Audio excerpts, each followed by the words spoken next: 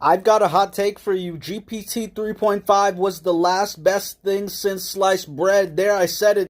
Now it's a whole nother thing in terms of whether or not you believe it. For me, I've been really enjoying the advent of large language models.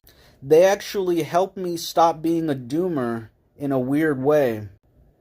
I used to be a more active participant in the lying flat movement, and it actually contributed to my depression, or at least it's co-associated.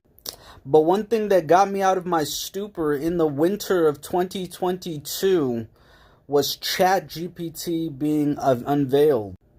I told everybody previously that in 2023, my book recommendation of the year was The Technological Society by Jacques Ellul. But why did ChatGPT break me out of my stupor? It's because it provided a signal that the wizards were showing up. And even saying that, it's an analogy. Like, what do you mean by the wizards? By this, I mean a climate analogy back to Charles C. Mann's work called A Prophet and a Wizard. And it seems like the wizards are, in fact, have control over the timeline. The prophets are the people like James Hansen, Paul Ehrlich, other forethinkers talking about overshoot when it comes to the impact of overshoot on our biosphere and what it's doing to so many quote-unquote planetary boundaries. But the issue that I have is the existential angst of it all.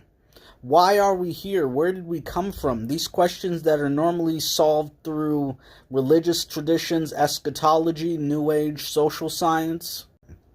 Back to GPT 3.5, it's still the last best thing since sliced bread. But back to the climate analogy, I used to say that I was a prophet that gave deference to the wizards, but now I'm thinking that I'm a wizard that gives preference to the prophets. Why? Because I've seen so many things that it'd make you be a doomer.